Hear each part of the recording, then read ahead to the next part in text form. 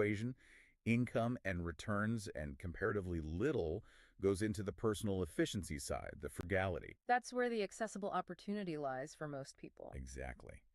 And this leads to something surprisingly deep, actually. Oh. Past a certain income level, what you need financially, it's often just what sits below your ego's demands. Whoa. Okay.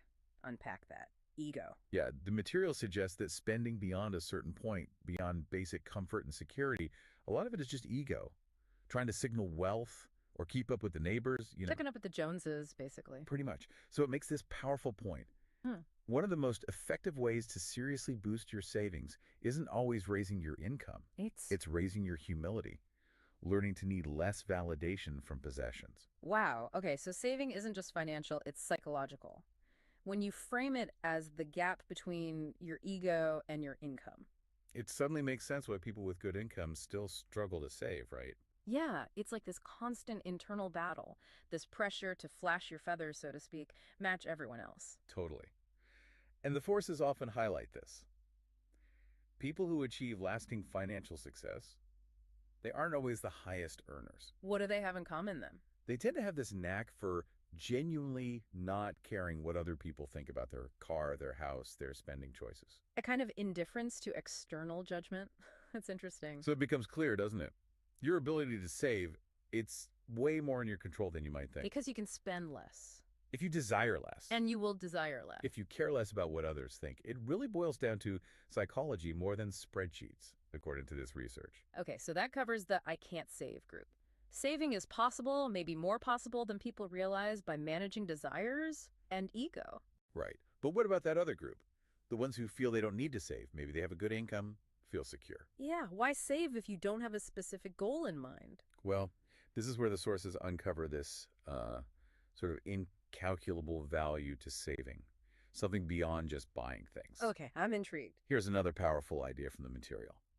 You don't actually need a specific reason to save. Really? So not saving for a house or for retirement or for a car. Those are fine, obviously, good goals. Yeah. But the emphasis here is that you can and should save just for the sake of saving. Just building a buffer. Exactly. And the benefits that kind of saving, this sort of goalless saving, they're profound, but often missed. Why I missed. Because we usually focus on the tangible things money buys, right? Yeah. The house, the car, the vacation. Sure, the obvious stuff. But the intangible returns, they're harder to see, harder to quantify, so they get overlooked. And yet, these intangible benefits. They can be far more valuable. They can contribute much more to your actual happiness than any specific material purchase. So what are these intangible benefits then? Savings without a specific goal, it just gives you options. Flexibility. The ability to wait for the right moment. The power to say no, maybe? Yes. And the chance to pounce when a real opportunity comes along. Crucially, it buys you time. Time to think, time to change course if you want to. Ah, changing course on your own terms. That sounds valuable. It is, Yeah. as the sources put it, like really powerfully. Every dollar you save is like reclaiming a piece of your future time that someone else might have controlled. You're giving the control back to yourself. That flexibility, that control over your own time, that's the unseen return on wealth. Exactly. That's the core idea. So this raises a really interesting question the material brings up. What's the actual return on just having cash in the bank? Cash that lets you maybe switch careers or retire a bit early or just sleep better at night without constant money worries. Right. What's the ROI on peace of mind? The sources basically say it's incalculable. Incalculable, meaning what exactly? Well, two things, really. One, it's so incredibly valuable, so important, we can't really put a number on it. But also, literally, you cannot calculate it like an interest rate. Because it's not a financial percentage. Precisely. And things we can't easily measure, we tend to overlook or undervalue. That makes sense. And this flexibility, this control, it becomes even more valuable in today's world, doesn't it? How so? In what way? Well, think about how connected everything is. Hyper-competitive, globalized. If you don't have control of your time, you're often stuck taking whatever life throws at you, good or bad. Yeah. Bad luck, limited options. You're reactive, essentially. Right. But if you have flexibility, because you saved, you have this amazing luxury, the luxury of time. Yeah. You can wait for the really good opportunities, the no-brainers, to come to you. Whether that's in your job or with investments. Both. This ability just to wait for the right moment, the right fit, It's a massive hidden return on savings. You really can't overstate it. And it's a competitive advantage, too, one that's probably getting rarer. Definitely. Think about it. Maybe a century ago, your main competition was probably local, right? People in your town or region. Sure, limited pool. Today, if your job involves working with your brain, teaching, marketing, coding, analysis, whatever, your competition isn't just local. It's global. Millions, maybe billions of people. Exactly. So the question becomes, how do I possibly stand out in that crowd? And just saying I'm smart isn't really enough anymore, is it? Not even close. There are, nearly 600 people who get perfect SAT scores every single year. Thousands more who are nearly perfect. In this global, often winner-take-all environment, those smart people are competing directly with you. Intelligence alone isn't the edge it used to be. It's becoming table stakes almost. You've hit on something really crucial there.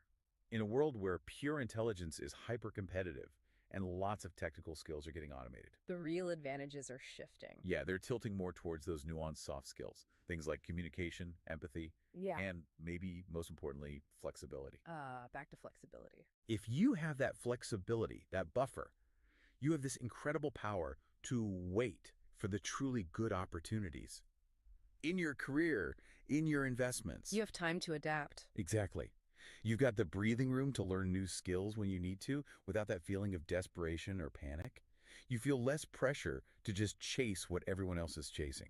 You can find your own path, maybe, at your own pace. Yes, you can find your authentic niche, discover a different routine, maybe a slower pace. You can actually think about life with a different set of possibilities.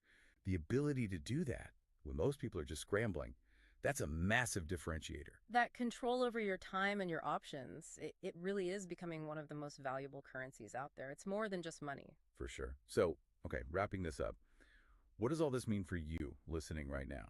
Well, we've seen that building wealth, it seems, is way less about chasing some crazy high income or trying to time the market perfectly. Yeah, it's much, much more about getting a handle on what's genuinely in your power. Which is, Your savings rate, your level of frugality, yeah. and surprisingly, even your humility, controlling the ego. And if we look at the bigger picture here, that unseen return of saving we talked about, That control over time and options. it's becoming incredibly valuable in this competitive world. It's a real edge, especially when just being smart isn't enough anymore. So it seems really clear from this deep dive. More people absolutely can save money than think they can. And they really should save money. Not just for the obvious things like a house deposit. No, but for this incredibly powerful, often invisible benefit. Flexibility, real control over your own life. That's the ultimate payoff, perhaps. It really might be. Yeah. You know what else people should do, though? Based on some other things we've been looking at. What's that? Stop trying to be so perfectly rational with their money all the time. Let me tell you why. Hey, Curious Minds, welcome back to the Deep Dive. Today, we're diving into a really interesting idea. It might just change how you look at decisions, especially, when money's involved. We're going to untangle the difference between being rational and being reasonable. Our sources for this deep dive include some truly thought-provoking insights, particularly from a piece that, it boldly states you're not a spreadsheet, but actually a screwed-up emotional person. Which is honestly a pretty refreshing take. It gets right to the heart of making choices we can actually stick with. Yeah, and that's really our mission today. To unpack why aiming for reasonable might actually be, a far more effective strategy than just chasing pure cold rationality. We'll explore how this distinction plays out in some really surprising ways. Things like Nobel Prize-winning medical breakthroughs right through to the everyday details of your personal finances. What's really fascinating here is just how much common wisdom gets sort of turned on its head when we look beyond the purely logical. Okay, let's unpack this. And to really get it, we need to start with a story. It sounds almost unbelievable, actually, a medical history lesson. Yeah. Let's talk about Julius Wagner Jauregg. He was a 19th century psychiatrist. Now, this guy, he had this incredible knack for seeing patterns where others just saw chaos. What seemed crazy to some, he saw as bold. His specialty was severe neurosyphilis, which back then was basically a fatal diagnosis, no known cure. But he started noticing something odd. Patients with syphilis sometimes recovered if they also got really high, prolonged fevers from something else, like an unrelated infection. He had this hunch, an idea that had been, floating around for centuries. that fevers somehow help the body fight infection. Right. So that raised a big question for him. Could fever actually be a treatment? So No. in the early 1900s, he took this incredibly bold leap. I mean, really bold. He started injecting patients with low-end strains of typhoid, malaria, even smallpox. Smallpox, wow. To deliberately trigger strong fevers. Some of them lasted for days. Days of intense fever. That sounds honestly terrifying. What happened? Did it work? Well, after some truly tragic trial and error, it actually did work. Wagner Jauregg reported that 6 out of 10 syphilis patients treated with this malariotherapy, as he called it, recovered. Compare that to maybe 3 in 10 who were just left untreated. Huge difference. Massive. He won the Nobel Prize in Medicine in 1927 for his endeavor to cure mental disease by inducing a fever. Now, thankfully, penicillin came along and made this treatment obsolete, but he really stands out, one of the only doctors to not only see fever's role, but to actually prescribe it. Okay, but here's the really mind-blowing part, especially when you think about how you react to fevers today. Like, grab the Tylenol immediately, right? Our sources say modern science actually backs up his seemingly crazy idea. What have we learned since then? Yeah, it's fascinating. It turns out fevers aren't just, annoying side effects. They genuinely play a crucial role in recovery. We have solid evidence now, just a 1-degree increase in body temperature that can slow the replication rate of some viruses by a factor of 200. 200, wow. Right. And an NIH paper notes, quote, numerous investigators have identified a better outcome among patients who displayed fever. Even places like Seattle Children's Hospital tell parents, fevers turn on the body's immune system. They help the body fight infection. Normal fevers are good for sick children. So, okay, millions of years of evolution gave us fever as this, like, built-in defense. Why is it then that most people, parents, patients, even doctors, drug companies, still treat fever like the enemy, something to be stamped out immediately? It's a great question, and it really gets to the heart of this rational versus reasonable thing. One study put it pretty bluntly. Treatment of fever is common and likely related to standard dogma rather than evidence-based practice. Howard Markle, who directs the Center for the History of Medicine, he called it fever phobia. He suggested it's more about cultural practices spreading like diseases themselves. Huh. Culture over biology. Essentially, yeah. Because the core reason is incredibly simple. Fevers feel awful. They hurt. And people don't want to hurt. So while it might be rational technically to want a fever if you have an infection because of the benefits, it's just not reasonable when you're shivering, miserable, and just want the pain to stop. You just want relief. Exactly. A doctor's goal in the real world isn't just curing the disease in a vacuum. It's curing it within what's tolerable for the actual person experiencing it. Offer someone a pill to stop the misery. That's the reasonable choice for most people. That's such a clear example. This fever phobia really highlights that tension. It makes you wonder, where else does this conflict pop up, this rational versus reasonable? And our sources really dig into this, especially when it comes to, well, money. Exactly. That's the big connection. This whole philosophy aiming for reasonable instead of strictly rational is something our sources argue more people should think about with their finances. Academic finance often gets obsessed with finding the mathematically perfect investment strategy, the optimal one on paper. Right, the spreadsheet answer. The spreadsheet answer, precisely. But in the real world, people don't just want optimal. They want strategies they can actually live with, stick with for the long haul. And that's where reasonable often wins out. Okay, let's connect this to a big name in finance. Harry Markowitz, Nobel laureate, pioneered modern portfolio theory. Developed all these complex mathematical models back in the 50s. So you'd expect his own money was in some super complex optimized thing, right? What did he actually do? You'd think so. But no, Markowitz's own portfolio allocation, it was a surprisingly simple 50-50 split, half bonds, half equities. 50-50. After developing portfolio theory. Why? His reasoning wasn't based on some complex calculation. He actually said he visualized his grief. His grief if the stock market soared and he missed out, or if it crashed and he was all in. Wow. His goal, in his words, was to minimize his future regret. Minimizing regret. That's fascinating. It's an emotion, not a number. What do our sources say about why that approach, even if it's not mathematically perfect, is so powerful for real people? It's powerful because, well, minimizing future regret is really hard to quantify on a spreadsheet, isn't it? But it's incredibly easy to justify in your own life. A purely rational investor looks only at the numbers, the facts. But a reasonable investor, they factor in the human stuff, the social side. Making decisions in a room with colleagues you want to impress, or maybe with a spouse you don't want to disappoint, or even competing against, your brother-in-law, or just your own nagging doubts. Those things are real, even if they aren't on the spreadsheet. Yeah, those factors matter. Right. As Jason Zweig put it, reflecting on Markovits, people are neither rational nor irrational. We are human. We don't like thinking harder than we have to. Our attention is pulled everywhere. Markovits wasn't being irrational by choosing 50-50. He was just being reasonable. Okay, here's another example that really hammers this home. In 2008, Yale researchers published this study. They suggested young savers should supercharge their retirement accounts. How? By using 2-to-1 margin. So basically, borrowing $2 for every $1 of your own money to buy stocks.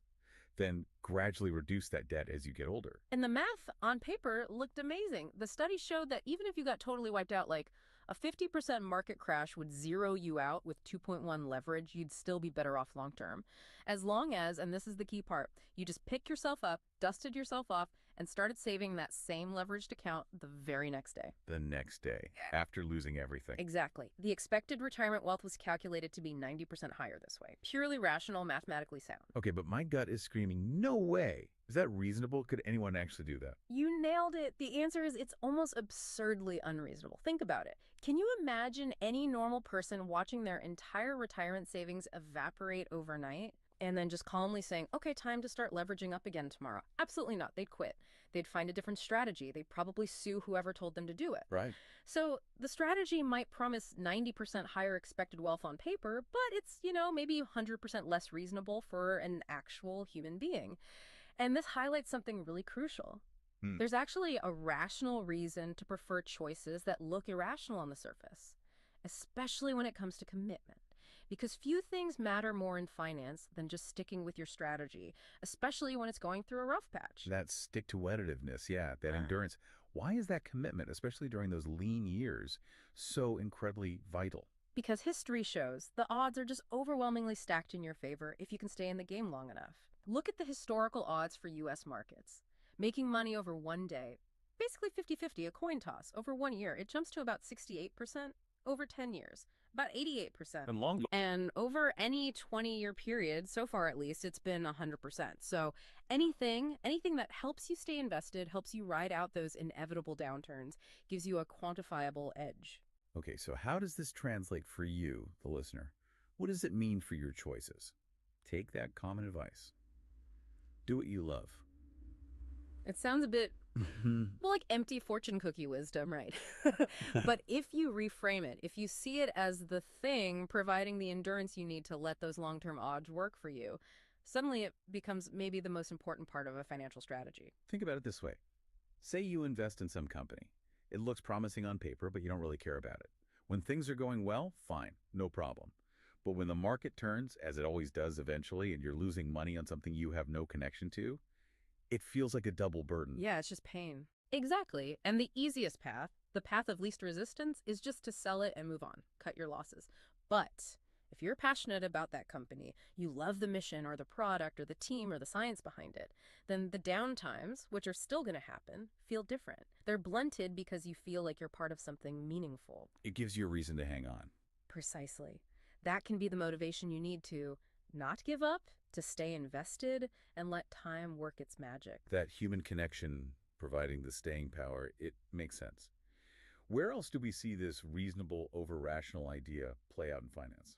Oh, there are several other examples where being reasonable, maybe not strictly rational, is perfectly fine. More human, really, like home bias.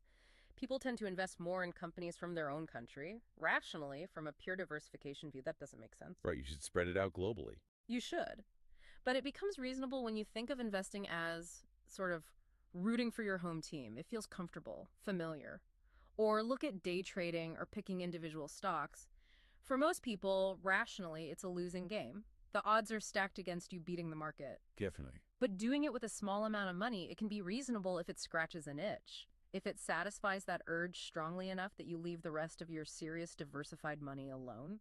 Investor Josh Brown put it perfectly about his own stock picks. He said something like, I'm not doing this because I think I'll generate alpha, outperform the market. I just love stocks. And it's my money. I get to do whatever. That's pretty reasonable. Totally reasonable. Even making forecasts. Most economic and market forecasts are, frankly, terrible. Yeah, notoriously inaccurate. But making them is still reasonable. It's hardwired into us. It's really difficult to wake up every day and truly accept you have no clue what the future holds, even though that's basically true. Now, acting heavily on those forecasts is dangerous. But the act of forecasting itself, it's human nature. And there's one final anecdote that just perfectly ties this all together. It's about Jack Bogle, the legendary founder of Vanguard, the guy who spent his entire career championing low-cost, passive index investing, fighting against high fees. What's fascinating, maybe even a bit shocking, is that Bogle himself, the man who said high-fee funds violate the humble rules of arithmetic, he actually invested some of his own money in his son's active high-fee hedge fund. Yeah. And his explanation to the Wall Street Journal, it pretty much sums up this whole deep dive. He just said, we do some things for family reasons. If it's not consistent, well, life isn't always consistent. Wow, life isn't always consistent. Exactly. Even the ultimate champion of rational, low-cost investing understood that sometimes being reasonable, being human, comes first. So wrapping this up, what does this all mean for you? Our deep dive today really shows that true success, whether we're talking health or wealth, often comes not from just rigidly sticking to mathematical perfection, Right. but from understanding and, yeah, embracing our own human nature. Being reasonable really means crafting strategies you can actually stick with through thick and thin, because they account for your emotions, your relationships, your tolerance for discomfort, your need for meaning. It's about designing a financial plan, maybe even a life plan that you can actually live with day in and day out. Because you're not a spreadsheet. You're a person. A wonderfully complex, sometimes irrational, hopefully reasonable person. And acknowledging that emotional reality, that might just be the most important part of making decisions that truly serve you in the long run. So maybe next time you're facing a big decision, health, money, career, whatever, ask yourself, okay, what's the purely rational choice here? And then ask, but what's the most reasonable choice for me right now in my actual life? What's a rational choice you've maybe avoided because it just didn't feel reasonable for you? Something to think about. We hope this deep dive gave you some powerful new insights to chew on. Until next time, keep learning, keep questioning, and stay curious. Welcome to the deep dive. Today, we're really getting into something fascinating. The psychology behind, why we chase wealth, why we want those material things. And it's based on some really thought-provoking material you shared. And right off the bat, there's this core idea that just jumps out. The man in the car paradox. That's what they call it, right? It's such a neat way to frame it. Exactly. And the way they explain it, well, it starts with this story about a valet, someone who spent his days parking the absolute best cars, Ferraris, Lamborghinis. Rolls Royces, the whole lot.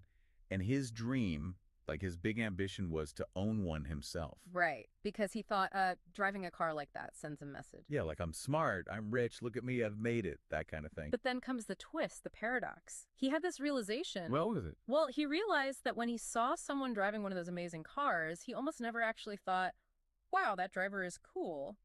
So what did he think? His thought, almost subconsciously, was more like, wow, if I had that car, then people would think I'm cool. You see the difference. Okay. So it's not about admiring the person who has the thing. Not really, no. It immediately becomes a benchmark for your own desire for admiration. It reflects back onto you. That's a really subtle, but wow, kind of a huge misdirection we fall into, isn't it? Yeah. We buy the thing thinking it signals our status. But other people just see the thing and use it as fuel for their own desire to be admired. They sort of bypass admiring the owner altogether. So the admiration we think we're buying, it just doesn't land the way we expect. That's the core of the paradox, yeah. Flat out. And it's important to stress this isn't just about fancy cars. Right. The source has made that clear. It applies to, well, big houses, expensive jewelry, designer clothes. Any visible status symbol, really. Yeah. The suggestion is that these things often fail to deliver the respect and admiration we're actually seeking from others. It might even just generate envy, which feels very different from respect. Exactly. It's a whole different emotional response. Okay, so if chasing these symbols for admiration is, well, kind of a flawed strategy, what's the alternative? Where does that leave us? Well, the material you shared gets quite profound here. It talks about a letter written by the author to his son. Oh, yeah, I remember that part. It was very direct advice, wasn't it? Extremely. He basically said, look, you might think you want the expensive car, the fancy watch, the huge house. But he says you don't. Not really. What you actually want, the letter goes on, is respect and admiration from other people. And here's the key part. And you think having expensive stuff will bring it. It almost never does, that's the kicker. Especially, he adds, from the people you want to respect and admire you. Wow, that hits hard. So it's not saying don't pursue wealth or don't enjoy nice things. No, not at all. The source is clear, the author likes nice things too. It's about understanding the real goal. The real goal being respect and admiration. Yes. And recognizing that using money purely to buy status symbols is, well, a pretty inefficient way to get genuine respect, especially from people whose opinions truly matter. So what does work then? What's the path the source suggests? It shifts the focus entirely, away from possessions, towards character. Towards how you treat people. Precisely. The source argues, quite powerfully, I think, that things like humility, kindness, empathy, those are the things that earn you far more genuine, lasting respect. Much more than horsepower or square footage ever could. It makes intuitive sense when you put it like that. Doesn't it? You think about the people you truly admire. Is it usually because of what they own or because of who they are, their character, their actions? It's almost always the latter, yeah. Yeah. Kindness, integrity, empathy. Those resonate much deeper. So the real takeaway here, the thing maybe for you listening to consider is this. What if you shifted just some of that energy away from accumulating more stuff? And towards actively cultivating those virtues, kindness, humility, empathy. How might that change how people see you? How might that genuinely earn you the respect and admiration you're probably seeking underneath it all? Something to think about. You know, we often talk about chasing wealth. We picture maybe big bank balances, fancy houses. But what if?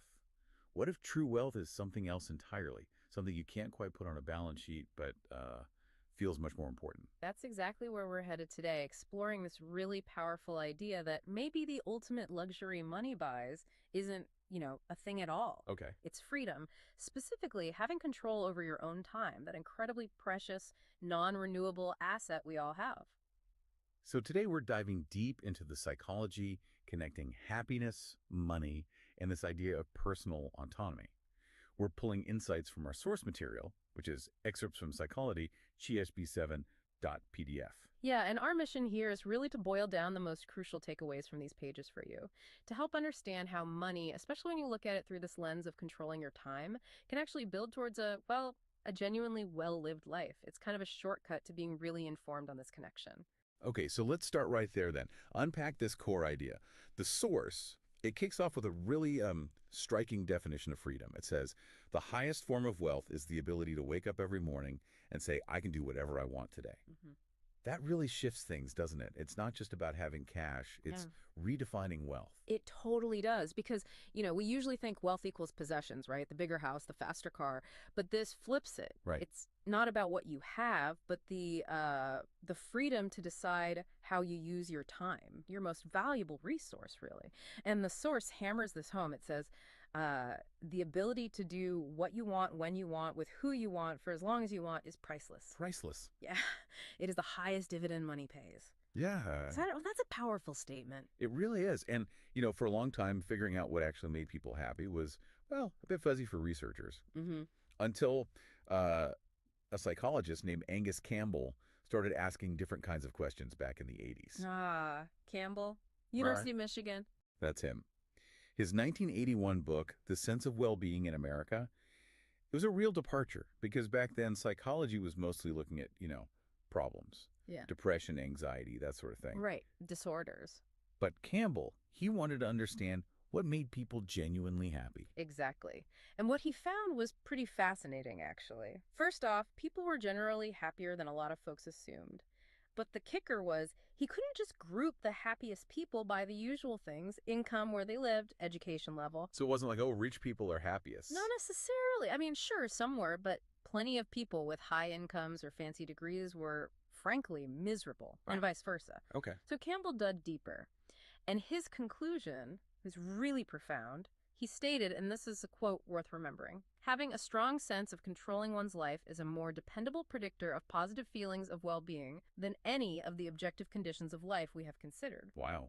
More dependable than income or education. More dependable than any of the objective conditions. Think about that. It means it's not primarily your external situation, how much money you make, the house you live in, but your internal feeling, that sense of autonomy, of being in the driver's seat of your own life.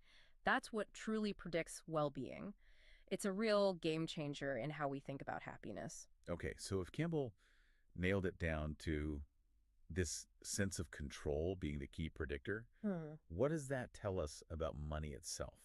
How does money fit into getting that control? Well, that's the crucial link, isn't it? And our source is very clear on this. Money's greatest intrinsic value, and this is really the core idea, is its power to give you control over your time. How so? It lets you build up, maybe slowly, bit by bit, a level of independence, autonomy.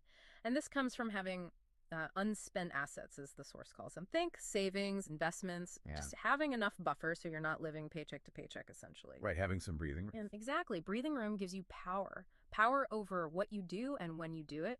The source gives some really concrete examples that make this clear. Okay, like what? Well, imagine being able to take a few sick days without worrying about losing income. That's huge for some people. Yeah, definitely. Or, say you get laid off. Having enough saved means you can wait for a good job, the right fit, instead of just grabbing the first thing that comes along out of desperation. That's a big one. Or having maybe 6 months of emergency expenses tucked away. Suddenly, a bad boss isn't quite so terrifying, is it? Because you know you're not trapped, you have options. It's also the freedom to maybe take a job that pays less but offers more flexibility. Shorter commute, better hours, things that improve your actual daily life. Things luxury goods can't really buy. Precisely. Or dealing with a medical emergency without the added nightmare of financial stress compounding everything. And the ultimate example, perhaps. Retiring when you choose to, not just when you absolutely have to stop working. That really paints a picture. It makes so much sense.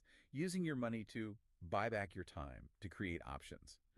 Yeah, that's a lifestyle benefit that, like you said, very few fancy things can actually compete with. And the source shares this really vivid personal story about the trap of time poverty. It's about someone who, all through college, was convinced investment banking was the path. Why? The money, pure and simple. Ah, the classic lure. Right. So they land this summer internship, first day. Reality hits hard. The job was, and I'm quoting here, intellectually stimulating, paid well, and made me feel important. Sounds good so far. Okay, but But every waking second of my time became a slave to my boss's demands. Every second. There was even the saying in the office, if you don't come to work on Saturday, don't bother coming back on Sunday. wow. That's intense. Yeah, it was supposed to be a 4-month internship. They lasted 1 month. Just walked away. That story is such a perfect illustration of this psychological idea called reactance. Jonah Berger, he's a marketing professor, explains it really well. Yeah, it's reactive. Basically, people like to feel like they're in control in the driver's seat. When you try to force them to do something, even something they might have otherwise wanted to do, they feel like their power is being taken away. So they push back. Exactly. They feel disempowered, so they say no, or they do something else entirely just to reassert their autonomy. It's that gut reaction against feeling controlled. That really drives home how vital that feeling of control is. Because, like the source says, doing something you love on a schedule you can't control can feel the same as doing something you hate. That's such a crucial point. So this whole idea of using money strategically, not just for stuff, but to buy back your time, to shape a life where you have that control, Yeah, it just offers this incredible return, doesn't it? absolutely. It reminds me of that Derek Sivers anecdote the source mentions, the entrepreneur. He told a friend he actually got rich way before he sold his company for Oh, right, when he was young. Yeah, at 22. He had this day job paying like $20,000 a year, but his living expenses were super low, only about $1,000 a month. He was earning $1,800 a month, So he had a surplus. a decent surplus, and he realized, hey, I can cover my costs easily with just a bit of freelance work. He felt totally free. Quit the day job a month later, never had a traditional job again, the big company sale later. He said that was just more money in the bank. The real feeling of freedom, of being rich, happened years earlier when he gained control over his time. That's a fantastic example of this principle in action. And this leads us straight into a really striking paradox that the material points out. Think about it. The United States is, by many measures, the richest nation in history. Wealth and income are much higher than, say, the 1950s, even adjusted for inflation. Right, objectively wealthier. Yet. There's little evidence that its citizens are, on average, happier today than they were back then. How can that be? Yeah, the data backs that up pretty starkly. There was a big Gallup poll in 2019, 150,000 people, 140 countries. It found about 45% of Americans said they felt a lot of worry the day before, the global average. 39%. Worry is higher. What about stress? Stress, too. Yeah. 55% of Americans felt a lot of stress. The global average was 35%. So, richer nation, but seemingly more worried and stressed. So what's the explanation? Why aren't we happier if we're richer? Well, the source offers a really compelling argument. It suggests that, by and large, we've used that increased wealth to buy, well, bigger and better stuff. Material thing. Yeah. Exactly. The median American home, for instance, it went from about 983 square feet in 1950 to over 2,400 square feet by 2018. Wow, more than doubled. Yeah. More bathrooms than people living there, often faster cars, sharper TVs, you name it. But, and this is the crucial part, the source argues we've simultaneously given up more control over our time. Ah, so the gains from stuff are canceled out by the loss of time control. That seems to be the idea. At best, they cancel each other out. Even though median family income adjusted for inflation jumped significantly, like from roughly $29,000 in 1955 to over $62,000 in 2019, we just aren't seeing that translate into higher average happiness levels. So the trade-off hasn't paid off in terms of well-being. And a huge factor in this loss of time control seems to be how work itself has changed. The source brings up John D. Rockefeller, interestingly. The oil tycoon, how does he fit in? Well, his approach to work was apparently quite unique for his time. He wasn't about busy work or physical labor. He was often quiet, observing, just thinking, making decisions. That was his real work. Strategic thinking. Right. He even used to recite this little poem. A wise old owl lived in an oak. The more he saw, the less he spoke. The less he spoke, the more he heard. Why aren't we all like that wise old bird? He got that his main output wasn't something he did with his hands, but what happened in his head. That's fascinating, and definitely different from most work back then. In 1870, think about it, most jobs were manual, like 46% in agriculture, 35% in crafts or manufacturing. Tangible work. Very tangible. You could see the output. And crucially, when you clocked out, you clocked out. You left the work there. But today, it's completely flipped. How so? Well, now something like 38% of jobs are classified as managers, officials, and proprietors. These are overwhelmingly thought-based jobs. Your primary tool, as the source puts it, is your head, which never leaves you. So the work follows you home. Exactly. It feels like it never really ends. Oh, I definitely feel that. I think a lot of us do. You're thinking about work stuff on your commute, right? Or while you're making dinner, putting the kids to bed. Maybe you even wake up at 3 a.m. stressing about a deadline or an email. So even if you're technically on the clock for fewer hours than someone might have been in 1950, it feels like you're working constantly because your brain is always engaged with it. Derek Thompson from The Atlantic put it brilliantly. He said something like, if the operating equipment of the 21st century is a portable device, this means the modern factory is not a place at all. It is the day itself. Wow. The day itself is the factory. Think about it. Laptops, smartphones, they free our tools from the office, right?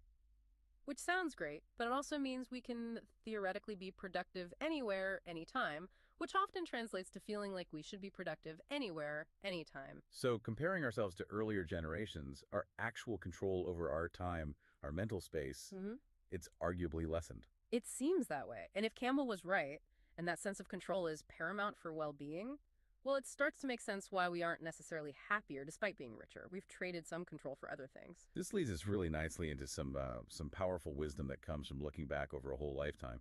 The source mentions the work of Carl Pilmer, a gerontologist. Yes. His book, 30 Lessons for Living. Fascinating stuff. He interviewed 1,000 elderly Americans, right? Yeah. Asking them about the most important lessons they learned over their long lives. That's right. 1,000 people who'd seen it all. And what's really striking is what they didn't say. Okay, what did they say? Well, Pilmer emphasizes this. Not one single person out of that 1,000 said that the key to happiness was working as hard as you possibly can just to make money to buy more things. Nobody said that. Nobody. Nor did anyone say it was important to, keep up with the Joneses, be as wealthy as your neighbors, or that having more stuff equals success. Interesting. What else? And critically, no one advised choosing your career based purely on how much money you might earn down the line. That wasn't the advice they gave for a fulfilling life. So what did they value, looking back? It was much more about human connection and time. Things like quality friendships, being part of something bigger than just themselves, like community or purpose. Yeah. And spending quality, unstructured time with their children. Time with kids. Yeah, Pilmer quotes them directly on this. They said things like, your kids don't want your money or what your money buys anywhere near as much as they want you. Specifically, they want you with them.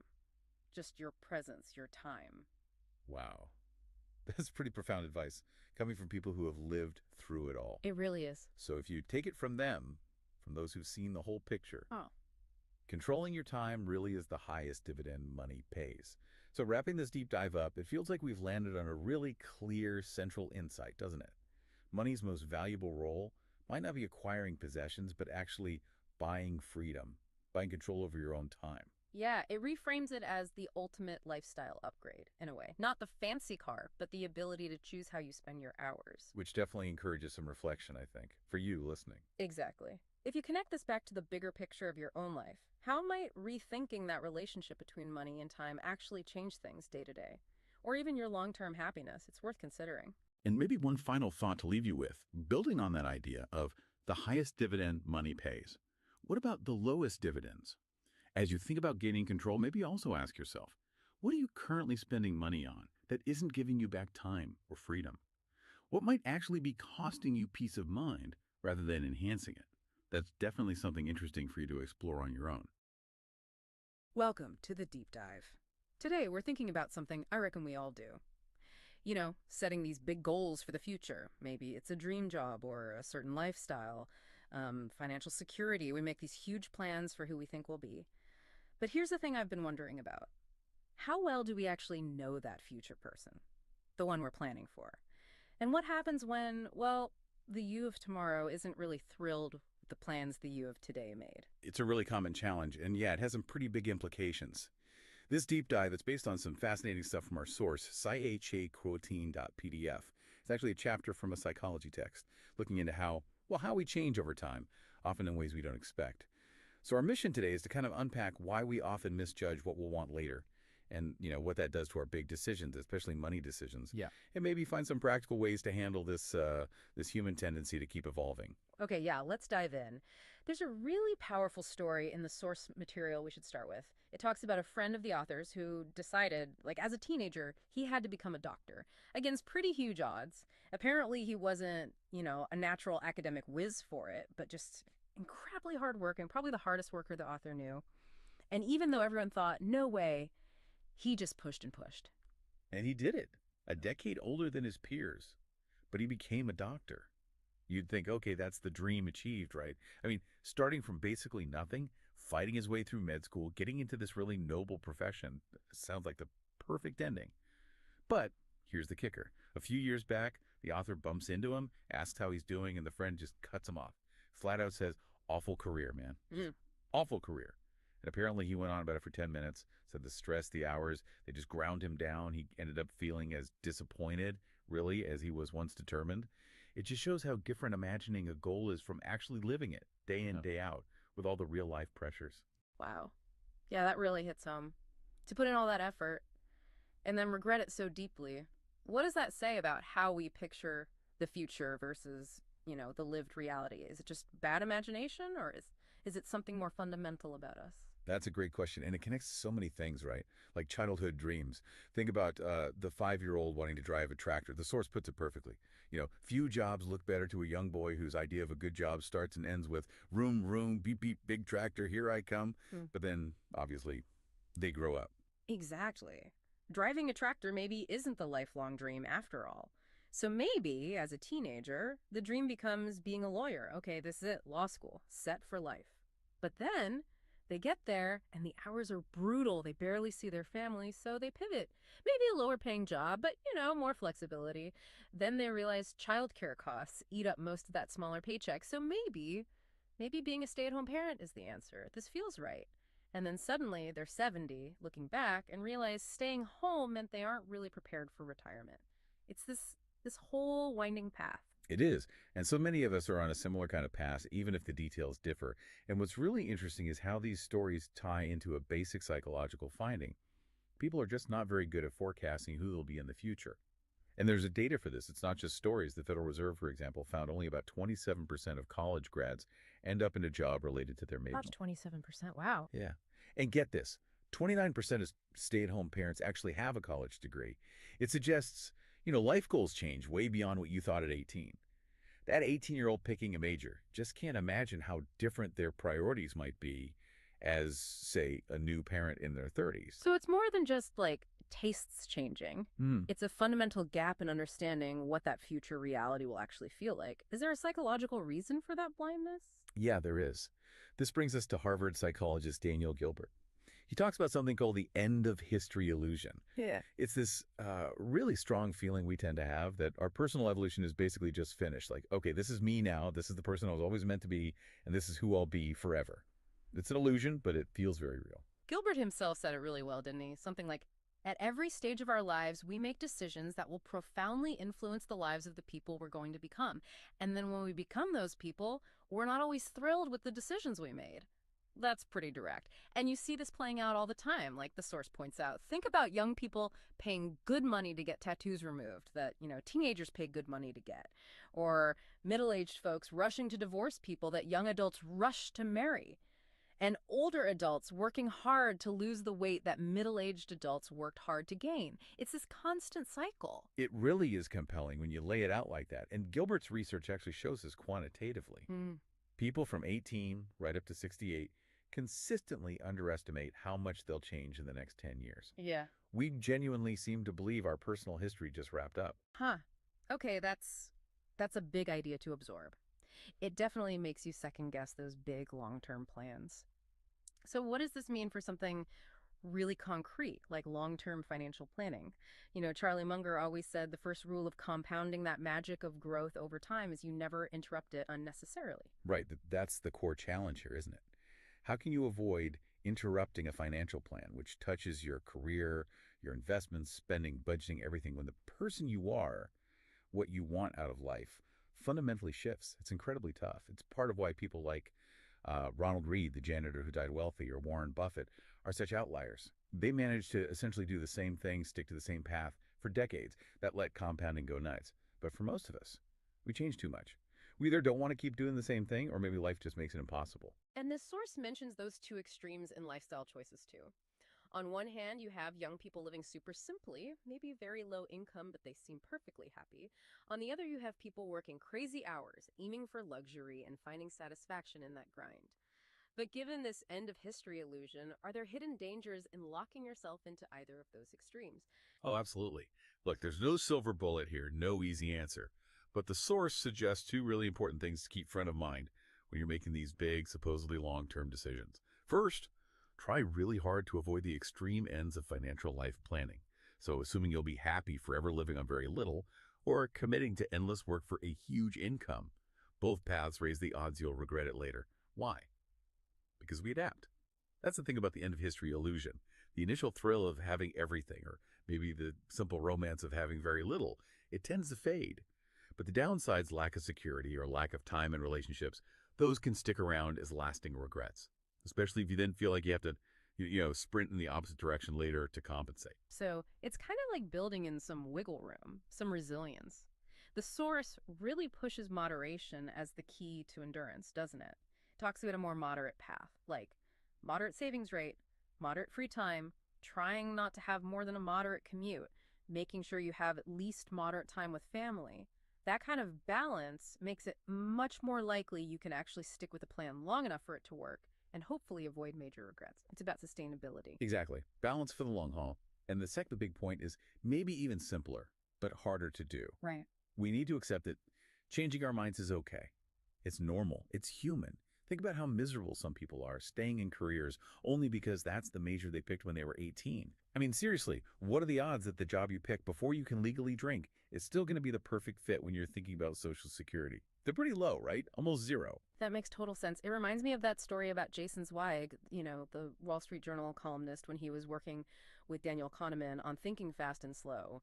Zweig said Kahneman had this incredible knack for just detonating what they'd written. They'd slave over a chapter, get it just right, and then Kahneman would send back a version that was completely different, totally transformed, unrecognizable. Right. And Zweig asked him basically, how can you just throw away all that work and start over? Yeah. And Kahneman said something Zweig never forgot. He said, essentially, sunk costs, anchoring your choices to past efforts you can't get back, are a devil in a world where people change over time. Mm-hmm. Holding on to past decisions just because you spent time or money on them makes it way harder to make good choices for the future you. And that really brings it back to you, the listener. Embracing this idea that goals you made when you were literally a different person might need to be, well, abandoned without mercy. Rather than keeping them on life support and dragging them along, that could actually be a really smart way to minimize future regret. It frees you up to pivot, doesn't it? To get back to building wealth or just building a life that fits who you are now. So, Mhm. if there's one core takeaway for you today, it's probably this. You're not fixed. You're not a statue. Your wants, your goals, even your personality, they're going to keep evolving all through your life. And as this deep dive shows, the you of the past is often a pretty poor guide to what the you of the future will actually need or desire. Absolutely. Which is why those two strategies are worth remembering. First, aim for moderation in your plans. It builds endurance, helps you avoid those painful regrets from going to extreme. And second, just accept that change happens. Let go of those sunk costs. Don't let decisions made by a past version of you trap the current you. And maybe here's a final thought to chew on. The faster you can accept that you will change and be willing to adjust course when needed, well, maybe the sooner you can get back on track building the kind of wealth and the kind of life that truly aligns with who you are right now and also who you're still becoming. When the dot-com bubble burst back in the early 2000s, Mm. it wiped out something like $6.2 trillion in household wealth.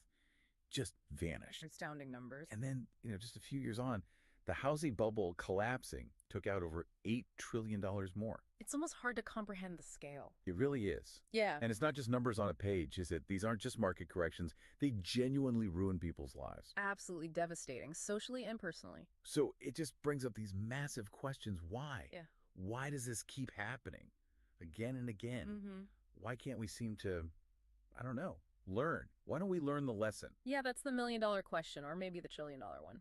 The easy answer people grab is just greed. Everyone's greedy. Right, that's what you always hear.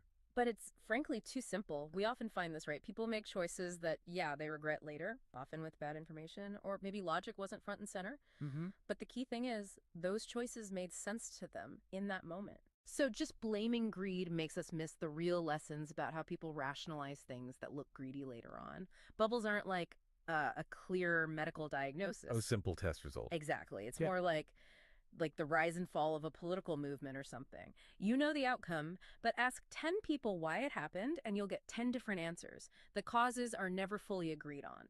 That's a really helpful way to think about it. So less of a moral failing, more about rational choices within a specific, maybe flawed context. Precisely.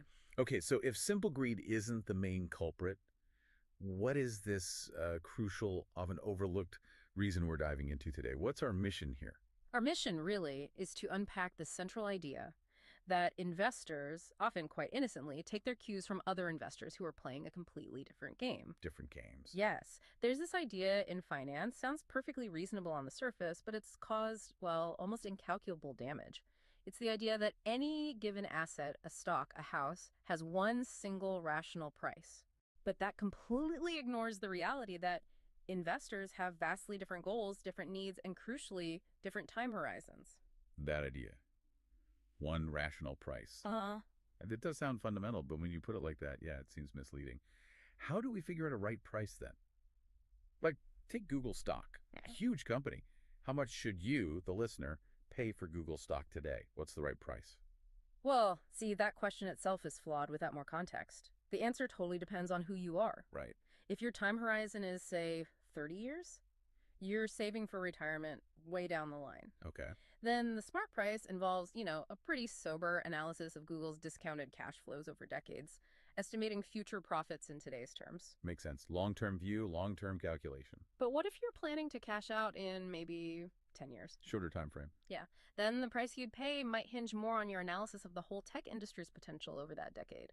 Can Google's management actually execute their plans? Different calculation. Okay, and what if it's even shorter? Right. Like you're looking to sell within a year. Now you're looking at total different things. Current product sales cycles, maybe.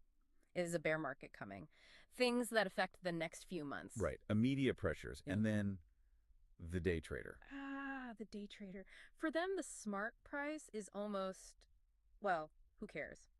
Is maybe putting it bluntly, but Yeah. Blunt, but probably accurate. they're just trying to skim a profit off tiny movements between now and, lunchtime. That can happen at almost any price level as long as it moves predictably for a few hours. So who cares? About the 30-year plan. Exactly. So a price that looks utterly ridiculous, completely insane to the 30-year investor Mm-hmm. can make perfect sense to the day trader because their focus, their goals, their entire game is different. Different games, different rational prices. Which leads us to what I think is an iron rule of finance. Money chases returns, wherever it can find them. So if an asset starts showing momentum, consistently moving up, it's actually not crazy for short-term traders to jump in, assuming it'll keep going up. Not forever, obviously, but just for the short time they need it to. Right. Momentum attracts short-term traders, and then, like you said, it's off to the races. Yeah. Bubbles really form when that momentum, those short-term returns, attracts so much money that the whole makeup of the market shifts. It goes from mostly long-term holders to mostly short-term traders. Ah, the balance tips. Right. And it feeds on itself. More traders push up returns, which attracts even more traders.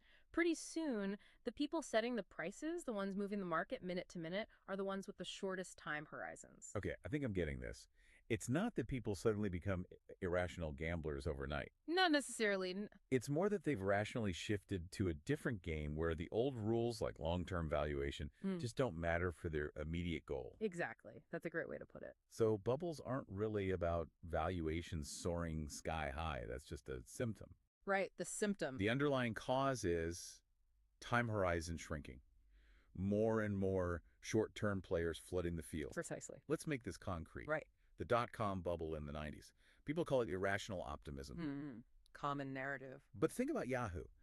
Stock in, say, 1999. Valuation looked crazy to anyone thinking long-term. Absolutely nuts. Through the roof. But if you were a day trader, Yeah. playing that short game, it made perfect sense to pay a high price. You could make your money whether Yahoo was at $50 or $500. Didn't matter, as long as it moved predictably that day. And it did move. For a long time. Yeah. And remember the headlines back then. Record trading volume. All the time. Oh, yeah. Constant churn. That screams high-frequency buying and selling, right? Yeah. Short horizons. People weren't thinking 20 years ahead. The average holding period for a stock in 99 was apparently just 4 months. 4 months. That's barely long-term thinking at all. And Maggie Mahar, in her book Bull, pointed out how the media focus shifted to quarterly reports in the mid-90s.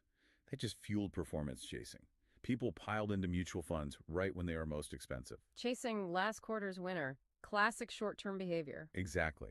It was the era of day trading, short-term options, constant market commentary. Not exactly a long-term investor's game. And what's truly wild is how this exact same pattern, this dynamic, played out just a few years later. Different asset, same game shift. The housing bubble. The housing bubble. Mid-2000s. Paying $700,000 for a basic 2-bedroom house in Florida. It's really hard to justify that if you plan to live there, raise a family for 10, 20 years. Almost impossible based on local incomes or rents. Right. But if your plan is to flip that house in a few months, sell it to someone else for even more in a rising market. Then it makes perfect sense. Totally rational for that game, and loads of people are playing it. There's data from Adam, the real estate tracker. Yeah. It shows house flipping defined as selling more than once in 12 months went up 5 times during the bubble. 5-fold. From about 20,000 flips a quarter in 2000 to over 100,000 a quarter in early 2004. Wow. A huge surge in short-term players. Massive. And then, bam, it collapsed right after the bubble burst. Those flippers, they didn't care about price-to-rent ratios or long-term income growth. Completely irrelevant to their game. Irrelevant. The only thing that matters was, will the price be higher next month than this month? And for years, the answer was yes. Until it wasn't. Until it very suddenly wasn't. So putting it all together, bubble formation isn't really about rational people suddenly becoming irrational long-term investors. Okay. It's more about people somewhat rationally shifting their strategy towards short-term trading to capture that momentum, which has been feeding on itself. Makes sense. I mean, what do you expect people to do when there's clear momentum creating big, fast profit potential? Sit on their hands. Not likely. Money chases returns, like you said. Never. Not how humans work. Profits will be chased. And those short-term traders, they operate in a zone where the normal rules of long-term investing, especially valuation, they just get ignored. Yeah. Because they don't apply to the game being played by them. Okay, so we've got the short-term game creating this momentum, fueling the bubble. Yeah. But now, here's where it gets really damaging, right? For everyday people, This is the collision point. it's when the long-term investors playing their game start taking cues from the short-term traders playing that other game. Yes. The signals get crossed. Badly. Think about Cisco again back in '99. Stock shoots up 300%, hits $60 a share. The company's valued at $600 billion. Insane. Objectively insane by any long-term metric. Right. Few people actually thought it was worth that. The day traders were just riding the wave. Burton Malkiel, the economist, he pointed out that for Cisco to justify that price, Yeah, its implied growth rate, meant it would have to become bigger than the entire U.S. economy within 20 years. which is just Yeah. mathematically impossible. Preposterous. Utterly preposterous. BUT. If you were a long-term investor back then wanting to buy Cisco, $60 was the price. That was the market price. That's the only price on the screen. So maybe you look around, see everyone else buy it, and see the price soaring, Hmm. and you think, wow, maybe they know something I don't. The fear of missing out. Yeah, FOMO. exactly. Maybe you jump in. Maybe you even feel smart about it for a little while. Mm-hmm. And that's the terrifying part, isn't it? In the moment, it's so easy to see that rising price and think everyone else can't be wrong. Yeah. They must see something. How do you fight that urge, that herd instinct? It's incredibly difficult because what you don't realize is that the traders setting that price at the margin, the ones pushing it to $60, Yeah, they didn't care about 20-year growth prospects. They were planning to sell before the closing bell, hoping it would tick up to $60.50. just looking for pennies. Pennies or dollars, but very short term. Right. But that $60 price, for you, the long-term holder, it was a ticking time bomb, a disaster waiting to happen. And the two types of investors, they don't even know the other exists, really. Rarely. They're just on the same field, running different plays, maybe even running right towards each other without looking. And bam, Yeah. someone gets hurt in the collision. Someone gets hurt. And it's fascinating because so many decisions in finance and investing, they really are rooted in watching what other people do. You either copy them or you bet against them. Mm-hmm. But if you don't know why someone is acting a certain way, buying that stock, flipping that house, you have no idea how long they'll keep doing it, what might make them stop, or if they'll ever learn their lesson. You're flying blind following them.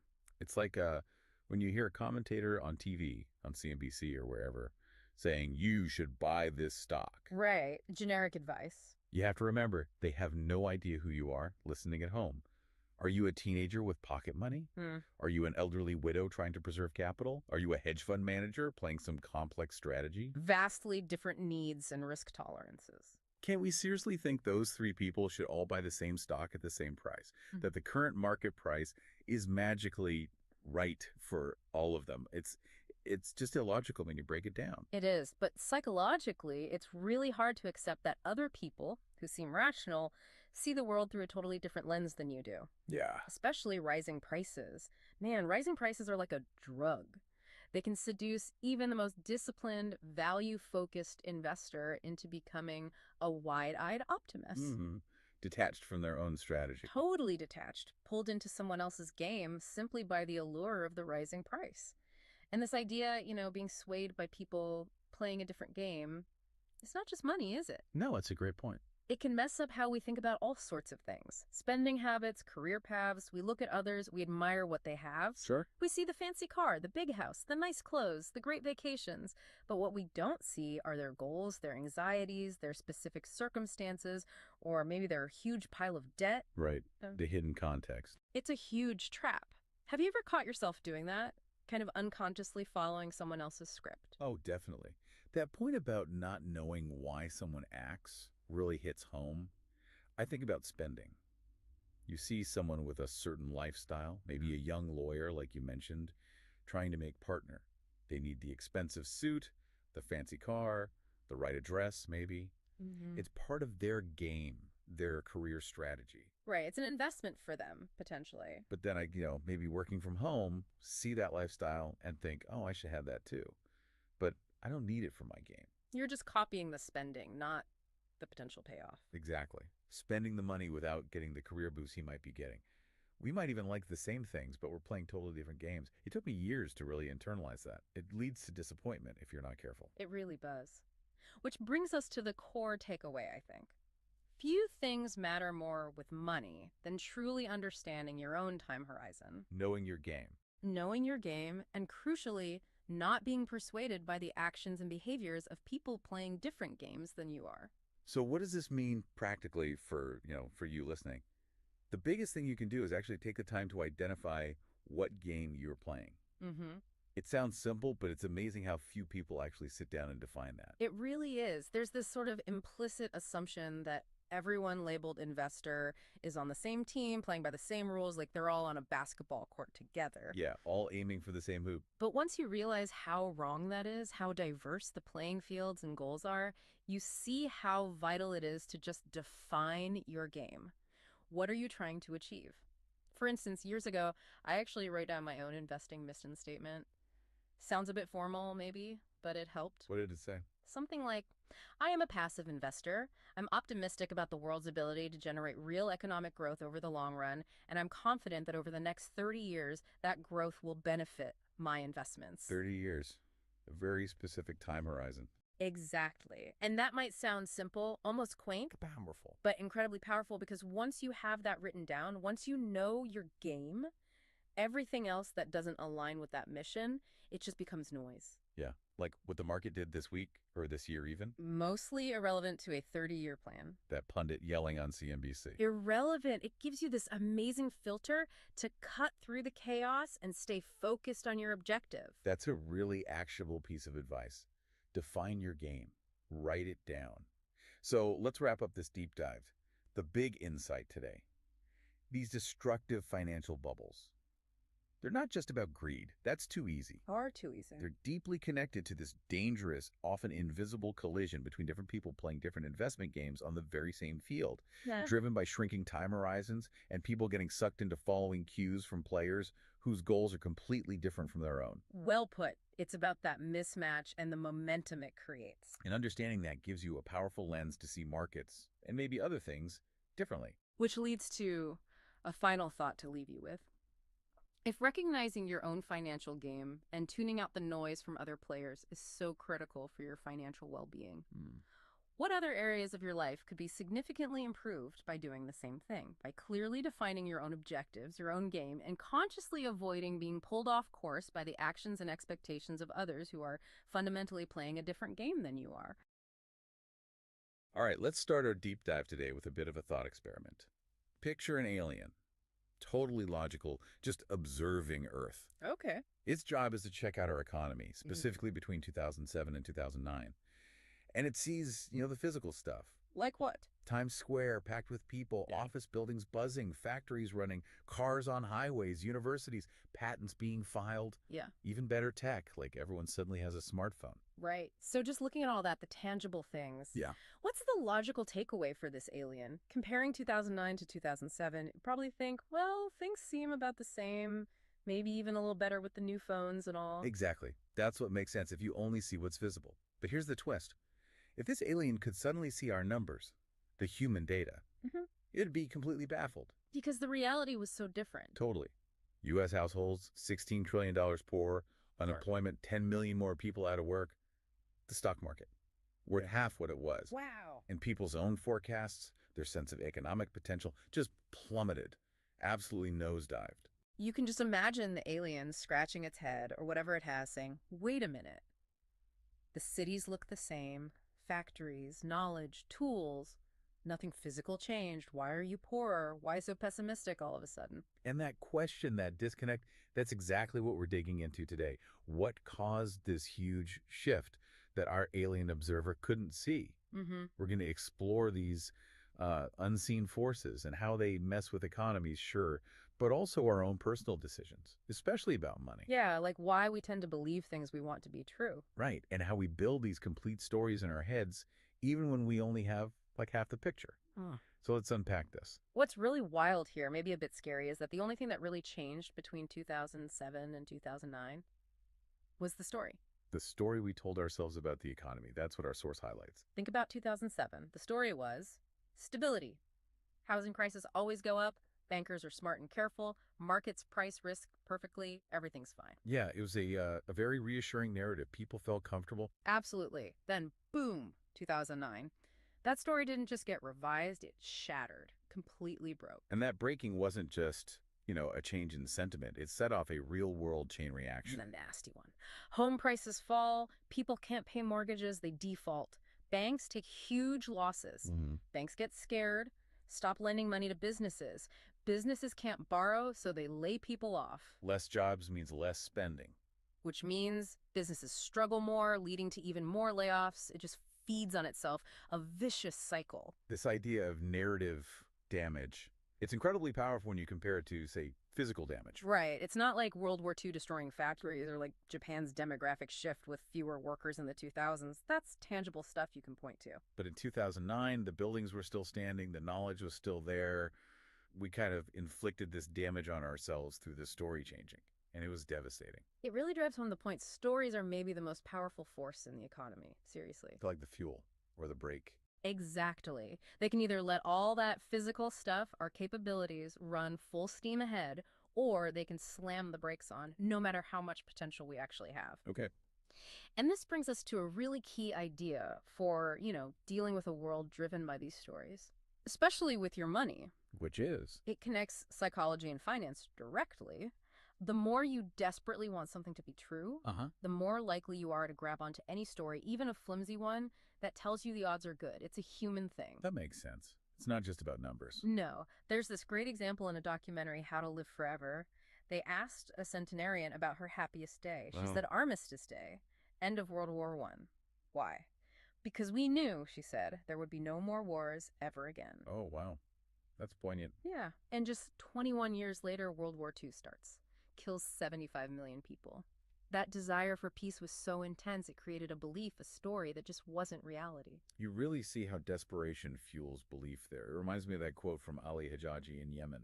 Yeah, the folk remedy story. Right. His son was sick. They tried this folk cure with a burning stick. And he told the reporter, when you have no money and your son is sick, you'll believe anything. Chilling. And it echoes through history, right? Think about medicine before science really kicked in. Bloodletting, starvation. Yeah, or drilling holes in people's heads. And Daniel Defoe wrote about the Great Plague in London, 1722. People were desperate. They rushed to buy infallible preventative pills and sovereign cordials, anything that promised hope. Because a real solution wasn't available or known. So you grab onto whatever story offers relief. Exactly, and this plays out constantly in finance. Like with, say, TV investment gurus. People watch them even if their track record is questionable. Why? Well, think about the potential payoff. Investing feels high stakes. Even if there's only like a tiny 1% chance, some wild prediction could make you rich. Listening feels almost rational, just in case. Right. And then, once you choose a side, maybe you buy a certain stock or you're convinced inflation is about to explode, you're invested. Not just financially, but mentally. Emotionally. You want your team to win. You want your tribe, your chosen narrative, to be the absolute truth, even if it's based on a long shot. We're not good at weighing those low probabilities. We often just default to believing because the possibility of that huge win exists. It explains a lot of, let's call it financial quackery, like the mutual fund thing. Oh yeah, the stat is stark. 85% of active funds underperformed their benchmark over 10 years and in 2018. And that's not new. It's been like that for ages. Yet trillions, nearly $5 trillion, are still invested in them. It defies simple logic if you only look at the numbers. Or look at Bernie Madoff. Hindsight makes the red flag seem obvious, right? Totally. Returns that never varied, this tiny unknown auditor, all the secrecy. But he raised billions from smart, sophisticated people. Why? Because, as the source says, he told a good story and people wanted to believe it. His story perfectly matched their desire for safe, high returns. So the takeaway here seems to be skepticism. Yeah. And maybe planning for things to go wrong. Yes. When a story, especially a financial one, sounds too good to be true, your best defense isn't finding more data to confirm it. It's having that healthy skepticism and, crucially, building in room for error. A buffer. A big buffer. It's the ultimate shield against getting sucked into appealing fictions. And this isn't just for individuals. Even the pros fall for wishful thinking. Like the Federal Reserve in late 2007. Exactly. Their last meeting that year, they predicted growth for 08-09 between, 1.6% and 2.8%. That was their range, their room for error. And the reality. The economy actually shrank by over 5%, a massive miss. Why do they get it so wrong sometimes? Well, think about it. Predicting a full-blown recession is awkward, it makes your job harder, it spooks everyone. It's just a painful truth to face. So the tendency is to forecast maybe slow growth, Yeah. even in the worst case. Pretty much. It's human nature to kind of shy away from staring the really ugly possibilities right in the face. And that applies to us too, right? Not just the Fed. If I think a recession's coming and sell all my stocks. Suddenly, your whole view of the economy gets skewed. You need the recession to happen to prove you were right. So every negative news story looks like proof. Yeah, you start seeing confirmation everywhere, not because it's objectively there, but because you're looking for it. You want your decision to be validated. Okay, so how do we protect ourselves from this? From falling for stories we want to believe? It comes back to those key ideas: room for error, flexibility, and financial independence. They sound simple, but they're vital. They're your safety net. Exactly. The bigger the gap between what you wish were true and what actually needs to be true for your plan to work, the safer you are. That buffer protects you. So that's the first big theme. Mhm. How much our desires shape our beliefs. What's the next piece of this puzzle? It's related. The second core idea is this: we all see the world incompletely, we just don't have all the information. Makes sense. And this is the key part, we still form a complete narrative in our heads to fill in those missing pieces. Like we stitch together a full story even with gaps in the fabric. Perfectly put. Our source uses a great analogy. Think about a 1-year-old baby. Okay. Cute, but clueless about economics. Exactly. She has zero concept of jobs, bills, mortgages, the Fed. Trying to explain any of it is pointless. Right. But is her world dark and confusing to her? No. She's built her own internal story that makes perfect sense to her. Right. Blankets are warm, mom's cuddles are safe, food tastes good. Precisely. It's a coherent narrative based on her limited experience, and crucially, she doesn't know what she doesn't know.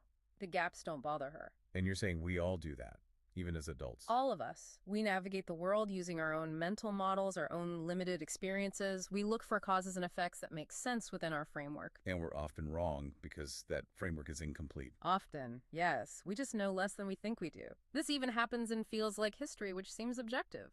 Right, you mentioned the historian B.H. Liddell Hart. What was his take? He said something like, the sheer amount of historical evidence is overwhelming. So historians have to select. And where there's selection, there's art, there's interpretation. So people read history not just for facts, but maybe to confirm what they already believe. Often, yeah. We look for stories that fit our view and tend to ignore the inconvenient bits. We want to feel like we're on the right side, looking back. Daniel Kahneman, the psychologist, had something to say about this too, about hindsight. He did. He pointed out that hindsight, our ability to explain the past after it happened, gives us this powerful illusion that the world is more knowable than it is. So because we can tell a story about why something happened yesterday, we feel like we understand the world better than we do. Exactly. When faced with something complex or random, we don't usually just say, I don't understand. We quickly create an explanation that fits our limited view. We need the world to make sense. And financially, this illusion can be dangerous. It can be fascinating and terrifying, yeah. If we're blind to how parts of the market or economy really work, we can develop this misplaced confidence. We misunderstand what's happening, but feel sure we know what's coming next. Which makes forecasting so tricky. Everyone's working off their own incomplete but personally complete narrative. Precisely. You've got billions of these individual worldviews bouncing off each other. That's why blindly following someone else's investment advice can be a disaster. Their story might make sense to them, but it might be totally wrong for the reality you're facing. Think market bubbles. Yeah, everyone's caught up in the same incomplete story. So why then is there still such huge demand for market forecasts? We kind of know they're usually wrong.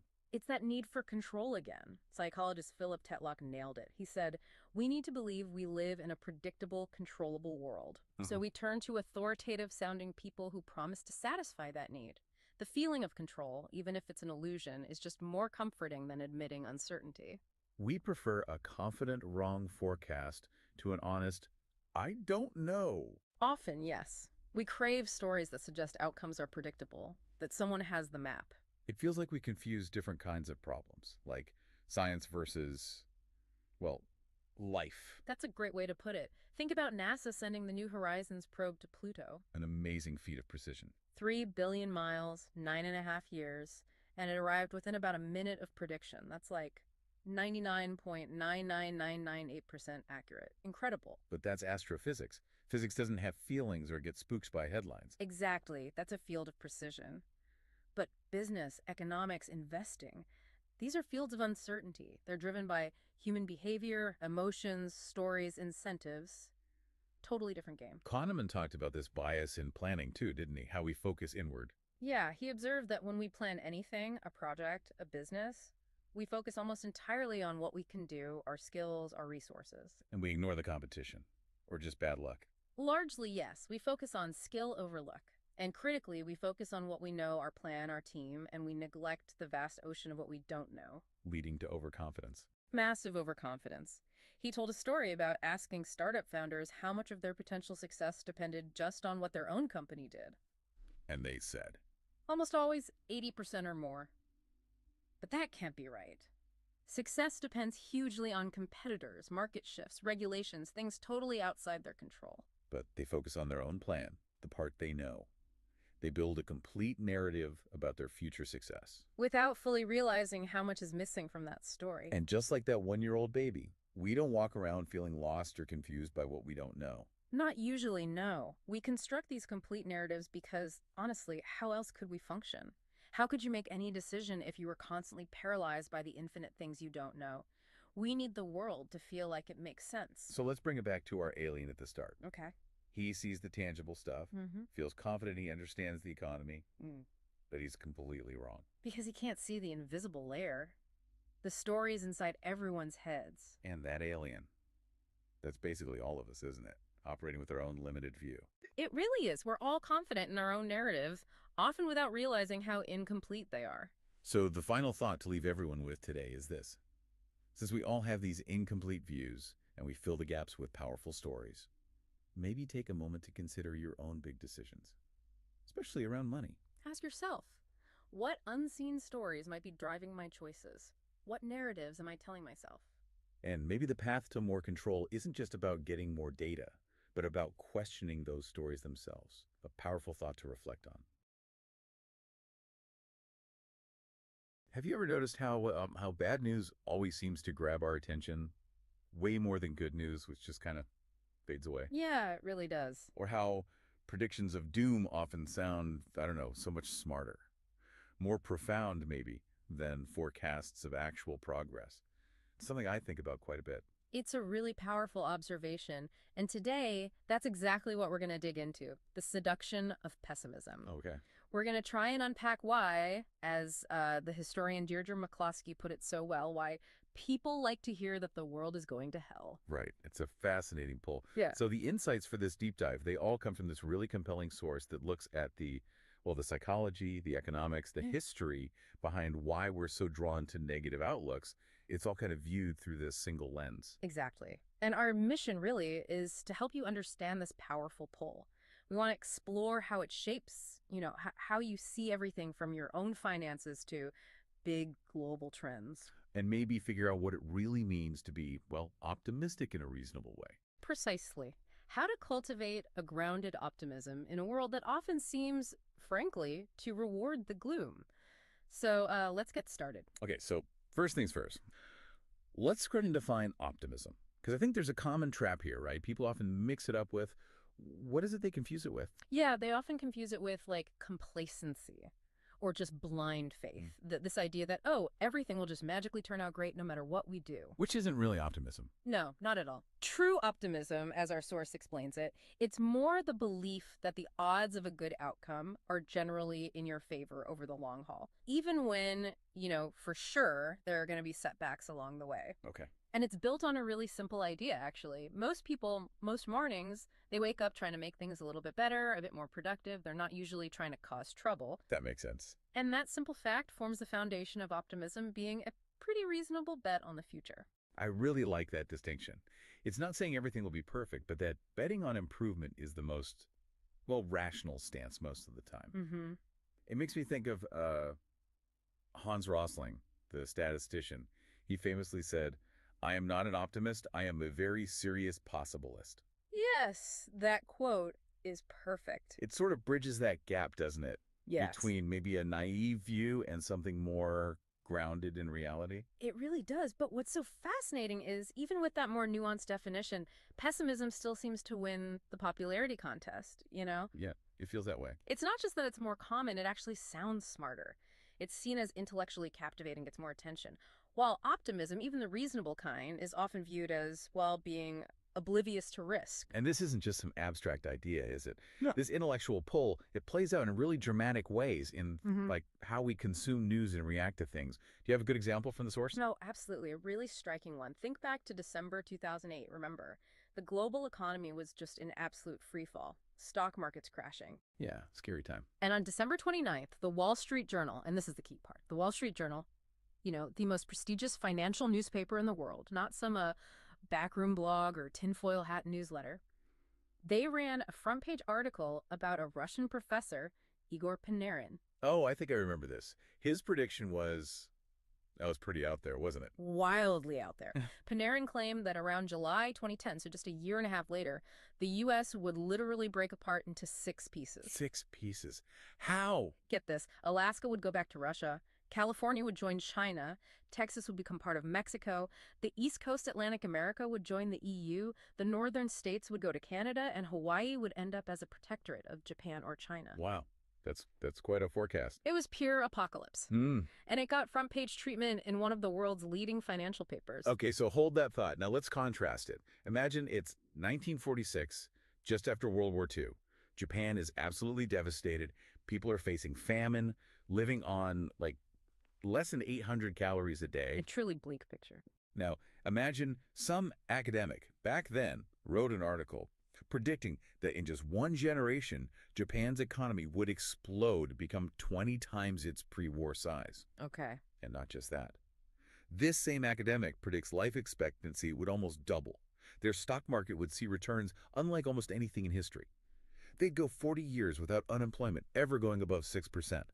They'd become a global leader in electronics, own prime real estate in the U.S., and become close allies with the Americans who just defeated them. That sounds completely unbelievable in 1946. Exactly. But here's the kicker. All of that, it actually happened in the generation after the war. Wow. But that prediction, back in 1946, it would have been summarily laughed out of the room, no question. It's such a stark contrast. It perfectly shows why, as the source puts it, the mirror opposite of Panarin looks absurd in a way a forecast of doom doesn't. So why? Yeah. Why this huge difference in how we react? Well, the simple truth, the source argues, is tell someone they're in danger and you have their undivided attention instantly. Right. Fear grabs you.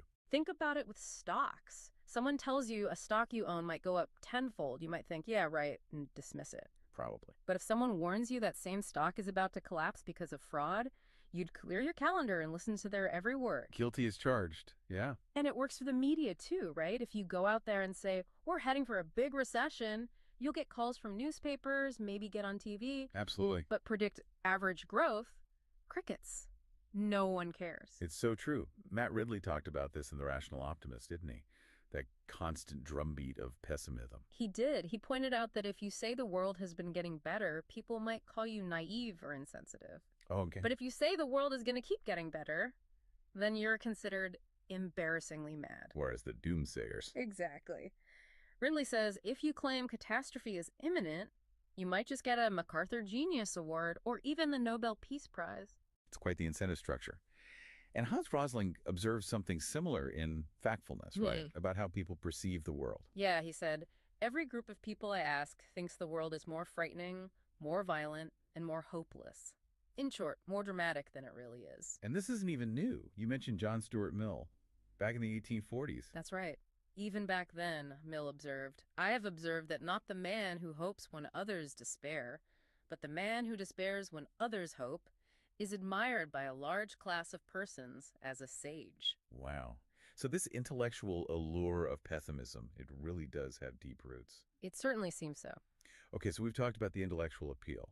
But when it comes to money, our finances, that pull towards pessimism feels even stronger, doesn't it? Almost visceral. What's going on there? Yeah, it definitely feels stronger. And a big part of it, this source suggests, is just instinctual and unavoidable. It taps into something called loss aversion. Loss aversion. Okay, break that down for us. It sounds like something really deep-seated. It is. Think of it as an evolutionary shield. That's how Daniel Kahneman put it. Basically, the pain of losing something feels way more intense than the pleasure of gaining something equivalent. So losing $100 hurts more than finding $100 feels good. Pretty much, yeah. Our brains are just wired to prioritize threats.